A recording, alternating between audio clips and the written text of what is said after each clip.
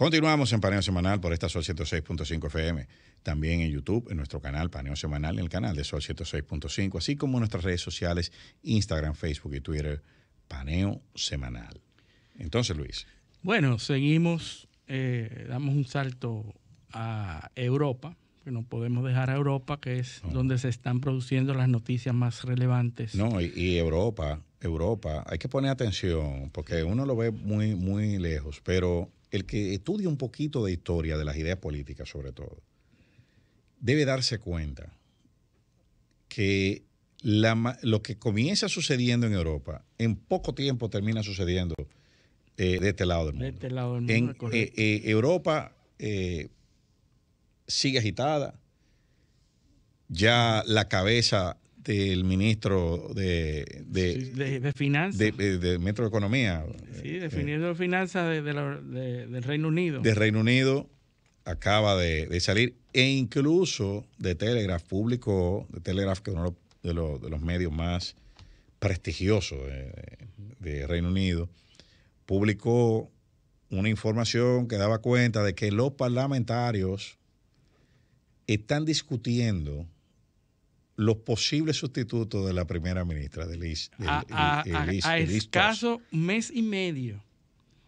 A escaso mes y medio se está discutiendo quiénes podrían ser. Sí. O sea, ya ellos están comenzando porque están viendo que el gobierno ha empezado dando tumbos y que hay una crisis donde ellos como parlamentarios saben que los recursos y las alternativas que hay para solucionarla, al parecer no serán suficientes para contener el descontento popular que se va a producir, la crisis de gobernabilidad que se podría producir. Bueno, lo que está pasando en Europa es muy preocupante con respecto a la economía. Europa está metida en un proceso de inflación que tiene y tiende a convertirse en una recesión. El nivel de ayuda que se está dando en los países europeos para combatir el problema económico es insostenible ya. Es decir, esos niveles con los que se está compensando a la población por los elevados precios de los combustibles, elevado precio de la electricidad, por la merma de los trabajos y de la producción en Europa. Los gobiernos lo que están haciendo es lo propio, es decir, dando ayudas, pero estos niveles de ayudas son insostenibles ya. Y entonces las medidas regulatorias, las medidas para frenar el proceso inflacionario son medidas incómodas para la población, son medidas... Claro, el problema de la crisis, porque la crisis se manifiesta de diferentes formas en los diferentes lugares. En Estados Unidos hay una crisis inflacionaria también enorme, pero ¿qué sucede? Que el nivel de confianza del consumidor y el gasto de los consumidores norteamericanos no ha bajado. Sí. Se ha demostrado... Sí, la economía se sigue moviendo. Una mayor resiliencia. ¿Qué pasa? En Europa ha sido lo contrario. En Europa...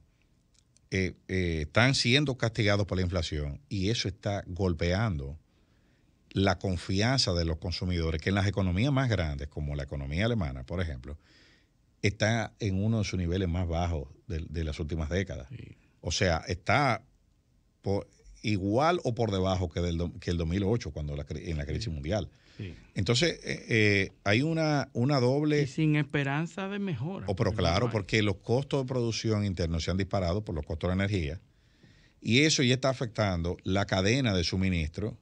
Ya no hay... Los niveles de inventario son mucho más bajos que lo que eran hace un año, porque eso se mide interanual. Y, sobre todo, que es el indicador más preocupante, la cantidad de pedidos o de órdenes de productos está mucho más por debajo o ha tenido una merma superior a la de los inventarios. O sea que si, por ejemplo, los inventarios han caído 7, 8% de productos terminados, las órdenes se han caído 10 o 12%. O sea que tú no tienes ni siquiera cómo reponer lo que ya tú tenías ahí, que ya era menos que lo que tenía el año pasado. Entonces, eso es gravísimo, porque eso te refleja que los consumidores sencillamente no están comprando. Así no están comprando, ni están pidiendo, y no se prevé que van a comprar más. Eso es precisamente la recesión. Exacto. Eso es lo que se llama una recesión. Y entonces es un proceso mucho más difícil de manejar que el proceso inflacionario. O la estanflación, bueno, pero o la recesión. Cuando tú ves que el paquete de ayuda de los alemanes, que es lo que tú dijiste hace unos minutos, el paquete de ayuda para el subsidio, vamos a decir el subsidio a la energía que van a dar los alemanes, son 200 mil millones de euros. Sí, es inmanejable. Cuando tú ves, claro, pero tú fíjate las realidades de los países. Alemania va a invertir 200 mil millones de euros en eso. Pero Francia, que está al lado de Alemania, va a invertir 43 mil millones de euros. España, que está al lado de Francia, va a invertir 25 mil millones de euros. Fíjate que pero ¿qué pasa? El problema es que Alemania jugó un doble estándar en la diplomacia mundial. Primero, el gasoducto, Nord Stream 1, entre 2011 y 2012, perfecto, no hay problema. Pero después los rusos invaden Crimea. Sí. ¿Y qué hacen los alemanes? Los alemanes no condenaron la invasión. No. Los alemanes fueron y lo pusieron de acuerdo y aceptaron de facto la ocupación de Crimea. La anexión, sí. ¿Qué pasa? Que el otro movimiento de ajedrez fue, bueno, la CIA se metió a desestabilizar el gobierno de Ucrania para tumbarlo. Sí. Como contramedida. La contramedida, claro, pues si tú dejas que él invada, y recuerden el discurso de Trump, el video de Trump, y si ustedes están negociando con los enemigos. Angela Merkel hace un día o dos acaba de decir que no se arrepiente de las negociaciones con Rusia. Entonces, ¿qué pasó? Que ellos lo hicieron bien y que si vuelve a pasar, vuelve y lo hace. Bueno, ¿qué pasó? Que entre 2011 y 2012 y la anexión de Crimea es 2015. Los alemanes... 2014, exacto. Los alemanes apoyan la cuestión. ¿Por qué? Porque... Y fueron una fuente de divisas importante. 55% del gas natural venía de Rusia. Sí. O sea, ahora sucede esta situación en Ucrania. Digo, en Ucrania. Y entonces, posición anterior, o sea, vamos a cambiar la posición. Ahora los rusos, no queremos a los rusos. Bueno, pues los rusos no te quieren a ti tampoco. Sí. Y ahora hay un problema, por eso te está costando 200 mil millones de euros. Sí. 5 veces más que tu vecino. Bueno, y ahí viene, nosotros hablamos de China, que era la tercera economía más importante del mundo. Pero Alemania... Estados Unidos, la Unión Europea, como grupo económico, es la segunda economía más grande del mundo. Y luego la primera, que es Estados Unidos. Estamos hablando de las 3 economías más grandes del mundo.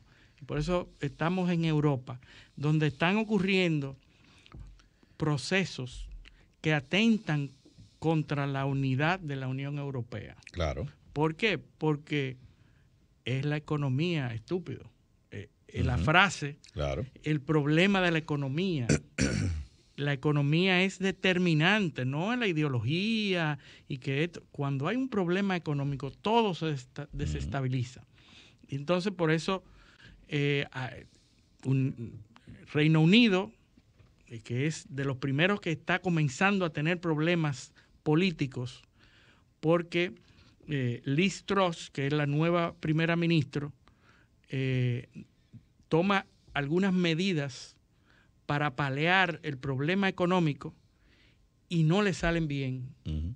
Y la población se rebela contra esta medida y terminan con la cabeza del ministro de Finanzas y se pone otro ministro de Finanzas, pero el nuevo ministro de Finanzas se inaugura diciendo que las medidas que hay que tomar no van a ser agradables para todos. Porque había unos recortes de impuestos, había un paquete de alivio. Sí, que se devolvieron. Pero hubo que devolverlo porque era insostenible. Sí. Entonces, y él dice, bueno, si queremos enfrentar el problema, hay que tomar medidas que no van a ser simpáticas, que no van a ser agradables para todos. Es decir, ya se está viendo que se deben tomar medidas no agradables. Lo que aquí hay definitivamente es una carrera de resistencia. Rusia no calculó que la resistencia europea iba a ser tan grande. Sí, y tan definitiva, porque a pesar de todos esos problemas económicos, la retórica sigue cada vez más drástica. Ahora, la retórica antirrusa. Ahora, Europa no calculó lo que le iba a costar eso. Económicamente. Entonces, Putin parece decidido a que aguantar lo más que pueda, porque él sabe que muchos de esos gobiernos van a reventar. Sí. O sea, él lo sabe, ya tiene a los ingleses tambaleando. Sí, tiene, ya acaba de llevarse al de Italia. Sí. O sea, ¿hasta dónde pueden aguantar los europeos esa situación? Y los Estados Unidos, por su lado, está haciendo el gran negocio, como siempre. El gran negocio de su vida. Ahora, ¿hasta dónde también? Porque hasta ahora, como dijimos anteriormente, se ha demostrado la economía norteamericana que tiene mayor capacidad de resiliencia. O sea, los consumidores han seguido gastando. Ahora, ¿hasta dónde habrá que subir la tasa de interés en Estados Unidos? Bueno, ¿Y hasta dónde la economía va a aguantar eso? Se enfrenta a otra subida que se espera. Bueno, se esperan por lo menos 3 subidas más. Una hora y 2 sucesivas. O sea, eso en algún momento va a producir un quiebre, porque mientras está sucediendo, al parecer lo que está sucediendo es que mientras más sube la tasa, la inflación también sube. Sí. O sea, lo que se quiere lograr, aparentemente, que es restringir la oferta de dinero, no ha tenido efecto. Es una espiral. Entonces... Es así. Yo te mencioné, hablamos fuera del aire de la entrevista de Tulsi Gabbard. Tulsi Gabbard habla de cómo los Estados Unidos están, los estamentos de Estados Unidos, las compañías armamentistas de los Estados Unidos están haciendo el negocio de su vida. Por supuesto. Tulsi Gabbard era la antigua representante, la embajadora ante Naciones Unidas de los Estados Unidos. Y en un programa habló de cómo opera ese sector tan importante de la economía. La economía de los Estados Unidos, cómo opera frente a esas productoras de armas, y que están haciendo el negocio de su vida. Los ingresos que, en la medida en que se van incrementando los riesgos, van aumentando los beneficios de esa compañía, y lo que esa compañía apuestan es a que se llegue lo más lejos posible en el riesgo, sin que se desate el riesgo, porque una vez se desate, pues ahí no hay nada más que buscar, porque sería el aseguramiento de la mutua destrucción, ¿verdad? El MAD, Mutual Assurance Destruction. Pero hay que hacer un punto, porque tú sabes que nosotros siempre anclamos la cuestión en historia, porque la gente no visualiza en muchas ocasiones el peso de la industria militar en las economías. Las economías más industrializadas del mundo resulta que son economías que se formaron en la guerra. Y eso es así de tiempos ancestrales. Aquí hablamos una vez de los ejércitos romanos, por ejemplo, las legiones romanas. Sí. O sea, que en una tienda de campaña se metían 12 soldados, entre 12 y 18 soldados. Pero para tú hacer una tienda de campaña, tú necesitabas alrededor de 300 pieles. Sí. ¿Entiendes? Entonces, en una legión de 10,000 soldados, Sí. cuántas tiendas habían y cuántas cabras había que matar para las pieles y de quién eran esas cabras. ¿Cuántas personas tenían que Los meterse en la artesanos, producción? no, y de quién eran esas cabras. Resulta que los negocios de los jerarcas romanos era suplirle. Suplir las cabras. Claro, suplir, ¿no? De todo. Todo. Los pertrechos militares. Los pertrechos militares, había que minar los metales, fundirlos, prepararlos. Y ¿no? Como hacía Dick Cheney, por ejemplo. bueno, sí, Dick Cheney con Halliburton fue un buen ejemplo de eso. Pero se está haciendo negocio, y mucho negocio. Porque recuerda también que hemos hablado aquí que en ese periodo de agitación que se produjo en Ucrania, quienes están gobernando hoy en Estados Unidos hicieron muy buenos negocios. Sí. O sea, ahí anda Hunter Biden. Sí. Hunter Biden consiguió muy buen dinero ahí. El hijo de Biden. El hijo de Joe Biden, el presidente actual. Pero fíjate, tú hablas de esos centros económicos que tienen un auge impresionante durante los conflictos militares. ¿Por qué nosotros hablamos de Silicon Valley?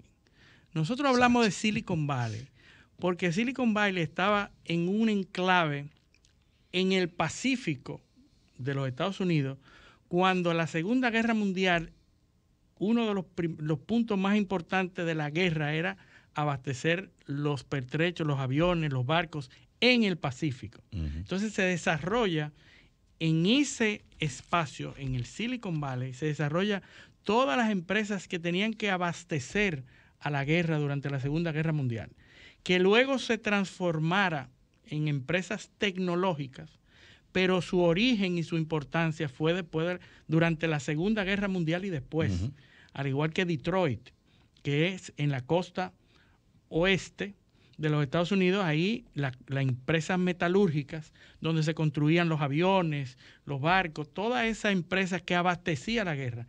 Y sabemos que Detroit era el centro más importante de la industria norteamericana. Sí, claro. ¿Verdad? Ahí se construían los aviones, los vehículos, los Ford, los Chevrolet. El Jeep. El Jeep. El Jeep, ¿tú sabes dónde viene el Jeep, verdad? Jeep era un vehículo americano, de norteamericano que era el GP. General Purpose. General Purpose. Y eso evolucionó en la marca Jeep. Sí. Por el sonido se quedó como Jeep. Ajá, GP. Así es. Pero durante la guerra hay muchas empresas que florecen y que tienen auge. Ahora mismo esas empresas están apostando a que se llegue a un periodo de alerta y de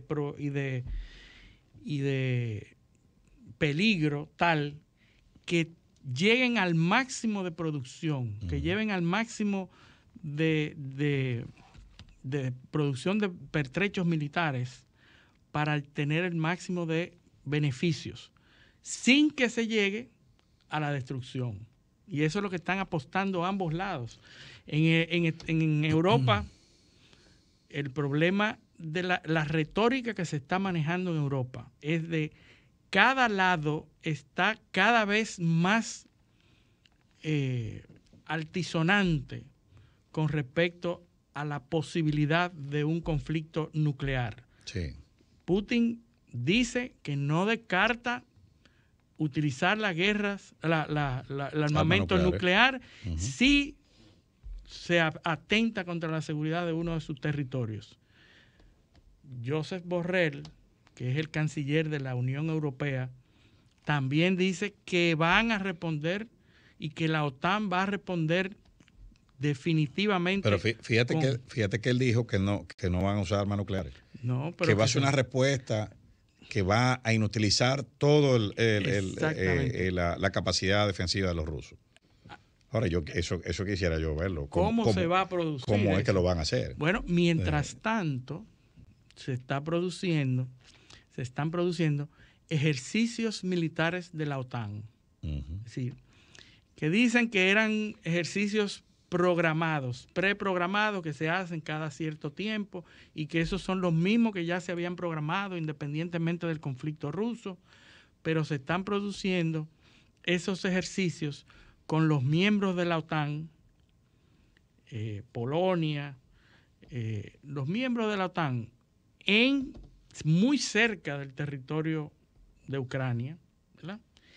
Y por otro lado, tenemos la información que salió en los últimos días de que Bielorrusia está armando un equipo para hacer prácticas y ejercicios militares con Rusia. Con Rusia. Es decir, cuando alguien declara algo, del otro lado salen algo no hay que perder de vista el hecho de que, como decía Winston Churchill, en la guerra la primera víctima es la verdad. Es la verdad. Sí, sí. O sea que y a eso aquí, que se juega. Sí, a eso sí. que se juega. Sí, es fíjate, el argumento que más llegue es el que se fíjate impone. que los medios hay un interés en insistir en construir una narrativa de victoria de Ucrania. Sí. Que estamos ganando, que se rindieron, Sí. esto, que lo otro. Que Rusia no ha podido tener la supremacía aérea. Ajá, y que están perdiendo territorio. Yo no sé si eso es verdad o mentira. Yo no, la verdad que nosotros de aquí es difícil. Muy difícil. Muy difícil saber. Ahora, lo sospechoso es la insistencia con la que están difundiendo ese mensaje. Y todos los sectores aliados hablan de eso y claro, como victorias para desincentivar y para hacerle pensar a los rusos, a los ciudadanos rusos que están perdiendo. Es que esos mensajes no están dirigidos a los rusos. Porque Rusia hace tiempo que cerró sus medios de comunicación y el internet y todo. Hace años, no de ahora, no, hace años. Esos mensajes, ¿entonces a quién están dirigidos? A los países donde la gente está pagando la factura cara del gas, a los países que están, a los votantes que están incómodos, a los votantes que le están recriminando, por ejemplo, a los contribuyentes norteamericanos que están diciendo, ven acá, pero nosotros estamos pagando impuestos aquí para financiar eso allá. ¿Quién controla todo ese dinero que se está mandando para allá al país número 143 en corrupción del mundo, que es Ucrania? Sí. O sea, ¿quién está dirigiendo eso? Sí. Digo 123, perdón. ¿Quién está dirigiendo eso? Nadie. Entonces, los votantes están preguntando y de hecho, en muchos lugares se están manifestando en contra. Mira lo que pasó en Italia ahora. Sí. Entonces, esos mensajes a quien están dirigidos, prende la televisión alemana para que tú veas. Deutsche Welle. Eso es, están ganando. ¿Por qué? Porque ahí hay un problema social. O sea, tú tienes que preparar a los alemanes a decirle, miren, nos estamos sacrificando porque este enemigo malo, nosotros hemos decidido apoyarlo y le estamos ganando. Sí. Ahora, ese tipo tiene la factura de la luz en la mano. Sí. O del gas. Sí. Y ante una posibilidad de que estuviera perdiendo, no, si dicen que están perdiendo, no hay quien contenga a esa población. Exacto. Pues no, vengan acá y ¿cuál es el problema? Si dicen que están perdiendo o que no están avanzando, porque para mí ese es el escenario. Es una opinión muy particular mía. Para mí no es que están perdiendo ni ganando, es que no están avanzando. Y, como hemos dicho antes, eso depende del objetivo de la guerra. Estados Unidos, en la campaña de Vietnam, murieron 58,000 norteamericanos, pero murieron 2 millones vietnamitas. Sí. ¿Y quién ganó la guerra? Vietnam. Sí. Entonces, ¿cuál era el objetivo de la guerra? ¿Es detener el avance del comunismo? ¿Se detuvo? No. Todavía son comunistas. Todavía. No se detuvo. Es como el conflicto de Afganistán. ¿Cuántos norteamericanos mueren? Bueno, creo que 5,000, 8,000, no recuerdo. Ahí mataron casi 1 millón de civiles y combatientes. ¿Y cuál era el objetivo? Bueno, que los talibanes no controlaran. Bueno, pero ¿quién gobierna ahora? 20 años después. Los talibanes. No. Entonces, eso fueron guerras perdidas. Si tú cuentas el número de muertos, ganaron los americanos. Sí. Ahora, si tú cuentas los objetivos, perdieron la guerra. Es como ahora. ¿Cuál es el objetivo? Esto es una guerra de expansión territorial. Sí. ¿Quién tiene los territorios ahora mismo? Putin. Sí. Entonces, bueno, él ganó. La victoria se mide por los territorios que él no ha conquistado. Bueno, no, que Kiev sigue siendo ucraniano. Sí, y el resto de... Sí. Y el resto Entonces, esto es una guerra de ocupación y él tiene los territorios. Entonces, si tú lo mides por ahí, yo no te voy a decir que él ganó porque probablemente él no tiene todo el territorio que quiere. Pero se supone que quiere. Que suponemos nosotros, porque todavía nosotros no sabemos cuáles son los objetivos. Sí. Porque él no ha dicho, yo lo que quiero es tal cosa. No lo ha dicho. Sí. ¿Tú ves? Entonces, ¿cómo tú sabes que él está ganando, perdiendo, si tú no sabes qué es lo que él quiere? Sí. Es cuestión de retórica, es Eso, cuestión de exacto. narrativa. Incluso el atentado en el puente que da acceso a Crimea de parte de... No, eso se publicitó. Se publicitó como una victoria, sin embargo, siguen transitando. En cuestiones de meses se vuelve a rehabilitar y no pasó nada. Claro. Porque es una guerra. Exacto. Van a destruir cosas. Exactamente. Eso es. Ahora, antes de irnos a la pausa, ese es un pueblo que su identidad histórica, y me refiero a los rusos, está construida en base a la guerra de resistencia. La identidad del ruso de hoy en día se construyó a partir de la Segunda Guerra Mundial. Primero, fíjate que los héroes históricos rusos, Pedro el Grande, Piotr Bagration, Dios mío, ¿cómo se llamaba el otro? El de la batalla de Borodino. Bueno, sí, Piotr Bagration era. Sí, Pedro el Grande y Piotr Bagration. Piotr Bagration, que perdió la batalla de Borodino, pero es un héroe ruso. Sí. Porque son todas batallas defendiendo su territorio de Occidente. De los franceses en esa época, el incendio de Moscú, por ejemplo, que Napoleón llegó, pero le quemaron todo, encontró la ciudad vacía y en la noche le prendieron fuego y no quedó nada. Sí. O sea, entonces, ese es un pueblo cuya identidad histórica e ideológica y sociológica está hecha en base a la defensa de su territorio de Occidente. Sí. Frente a Occidente. Frente a Occidente. Primero los franceses que se metieron y después los alemanes. Y después los alemanes. Entonces, eso tiene que quedar fijado en la mente de los que analicen esas noticias. De los que analicen esas noticias, porque no es lo mismo. O sea, no es lo mismo, ni es igual cuando un pueblo tiene eso metido entre los tuétanos, del abuelo, el papá. Ahí los abuelos de todos los que están vivos ahora pelearon en la Segunda Guerra Mundial para defender su país. Así que, bueno, vámonos a la pausa. Esto es Paneo Semanal, no le cambien. Paneo.